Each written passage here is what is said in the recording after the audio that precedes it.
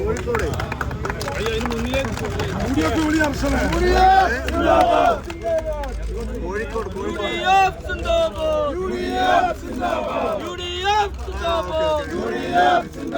അഭിവാദ്യങ്ങൾ അഭിവാദ്യങ്ങൾ ആയിരം ആയിരം അഭിവാദ്യങ്ങൾ പ്രിയങ്ക ഗാന്ധിക്ക് വോട്ടുകൾ ചെയ്ത വോട്ടർമാർ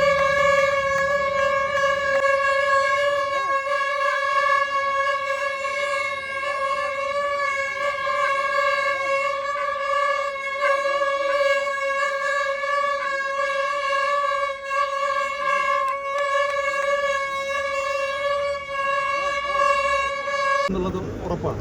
ആ ഒരു സാഹചര്യത്തിൽ പോലും കുറഞ്ഞ സമയം കൊണ്ട് 2 ആഴ്ചക്കാലത്തെ പ്രചരണം കൊണ്ട് പ്രിയങ്ക ഗാന്ധി വയനാട്ടിലെ ജനങ്ങൾക്കിടയിൽ ഉണ്ടാക്കിയ ഒരു സ്വാധീനം എന്ന് പറയുന്നത് വളരെ വലുതാണ്. വയനാട്ടിലെ ജനങ്ങൾക്കിടയിൽ ഒരാളാണ് എന്നൊരു തോന്നൽ സൃഷ്ടിക്കാൻ അവർക്ക് കഴിഞ്ഞു. അവരുടെ പ്രശ്നങ്ങൾ കേട്ടറിയുവാനും അതിനോടൊപ്പം നിൽക്കുവാനും ഒക്കെ കഴിഞ്ഞു എന്നുള്ളത് അവർക്ക് ജനങ്ങൾ നൽകിയ ആ ഒരു തിരിച്ചറിവിലൂടെ അവർക്ക് ജനങ്ങൾ നൽകിയ അവരുടെ പ്രവർത്തനത്തിനുള്ള പിന്തുണയാണ് ഇത് എന്നുള്ള സംശയമില്ല. ഇത് യഥാർത്ഥത്തിൽ ഞങ്ങളുടെ ഒന്നും പ്രവർത്തനമല്ല. ഇതിൻ്റെ 100% ഈ വിജയം അർഹിക്കുന്നത് ശ്രീമതി പ്രിയങ്ക ഗാന്ധിയുടെ പ്രവർത്തനത്തിന് ഈ വയനാട്ടിലെ ജനങ്ങൾ നൽകിയ അംഗീകാരമാണ്. യാഥാർത്ഥ്യമാണ്. പക്ഷേ തെരഞ്ഞെടുപ്പ് കഴിഞ്ഞ ഉടനെ ഞങ്ങൾ അതുമായി ബന്ധപ്പെട്ട് നടത്തിയ സ്റ്റഡി ബൂത്ത് തലങ്ങളിൽ തന്നെ ഞാൻ റിപ്പോർട്ട് എടുത്തു കഴിഞ്ഞപ്പോൾ പരമാവധി വോട്ട് പോൾ ചെയ്യാതിരുന്നത് ഇടതുപക്ഷ കേന്ദ്രങ്ങളിലാണ്, BJP കേന്ദ്രങ്ങളിലാണ്. അവരത് ബോധപൂർവം അവർക്കറിയാം ഇടതുപക്ഷ വോട്ടർമാരാണെങ്കിൽ പോലും പോളിംഗ് ബൂത്തിൽ എത്തിക്കഴിഞ്ഞാൽ അത് വോട്ട് പ്രിയങ്ക ഗാന്ധിക്ക് ചെയ്യും എന്നുള്ളതുകൊണ്ട് അത്തരം വോട്ടുകൾ മരവിപ്പിക്കാനാണ് അവർ ശ്രമിച്ചത്. അതുകൊണ്ട് വോട്ട് കുറയാനുള്ള സാഹചര്യം LDFിൻ്റെയും BJPയുടെയും വോട്ട് പോളിംഗ് ബൂത്തിൽ വരാത്തതാണ് എന്ന് തിരിച്ചറിഞ്ഞിരുന്നു. അത് ശരിയാണ് എന്ന് തെരഞ്ഞെടുപ്പ് ഫലം തെളിയിക്കുകയാണ്. പ്രവർത്തിപ്പിക്കാൻ വലിയ പരിശ്രമങ്ങളുണ്ടായി.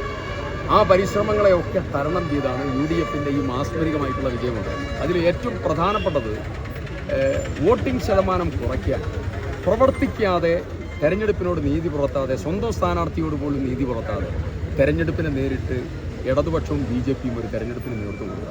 ഞങ്ങൾ അതിനെയും അതിജീവിച്ചു. 2, BJPയുടെ ഭാഗത്തു നിന്ന് മുനമ്പം പോലെയുള്ള വിഷയം കത്തിച്ച് കേന്ദ്രമന്ത്രിമാർ ഉൾപ്പെടെ ഭരണഘടനാ ലംഘനവും തെരഞ്ഞെടുപ്പ് പെരുമാറ്റച്ചട്ടം പോലും ലംഘിച്ച് സാമുദായിക ധ്രുവീകരണത്തിന് ഇവിടെ വന്ന് പ്രസംഗിച്ചു, ഇവിടെ വന്ന് ആളുകളെ കണ്ടു, ഇവിടെ വന്ന് ക്യാമ്പയിൻ ചെയ്തു. പക്ഷേ വയനാട്ടിലെ ജനങ്ങൾ, ഞാനതിൽ അഭിമാനത്തോടു കൂടി പറയുന്നു, വയനാട്ടിലെ ക്രൈസ്തവ സഹോദരന്മാർ, UDFിലെ പ്രവർത്തകർ അതിഗംഭീരമായി വിഭജനത്തിൻ്റെ രാഷ്ട്രീയം വയനാട്ടിൽ ചെലവാവില്ല എന്ന് പറഞ്ഞ് വളരെ ഉത്തരവാദിത്വത്തോടു കൂടി അതിനെ പ്രതിരോധിക്കാൻ നോക്കും. എത്ര അഭിനന്ദിച്ചാലും മതിയാവില്ല വയനാട്ടിലെ ക്രൈസ്തവ സഹോദരന്മാരുടെ ഒരു ഒരു ഒരു ഒരു രാഷ്ട്രീയ ബോധത്തെയും അവരുടെ വിഭജന രാഷ്ട്രീയത്തിനെതിരായിട്ടുള്ള സമീപനത്തെയും. പ്രിയങ്ക ഗാന്ധി പാർലമെൻറ്റിലേക്ക് പോകുമ്പോൾ പാർലമെൻറ്റിൽ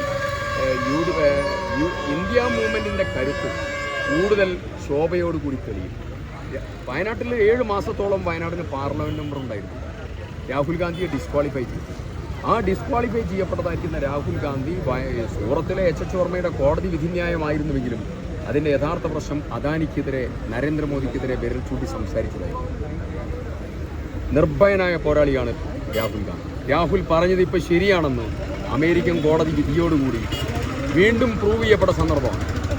നിർഭയയായ, കറേജായിട്ടുള്ള, നല്ല പൊട്ടൻഷ്യലുള്ള, നല്ല കോൺഫിഡൻസ് ഉള്ള ഒരു ബ്രേവ് ലേഡി ചരിത്രത്തിലാദ്യമായി പാർലമെൻറ്റിലേക്ക് വരിക പ്രിയങ്ക ഗാന്ധി.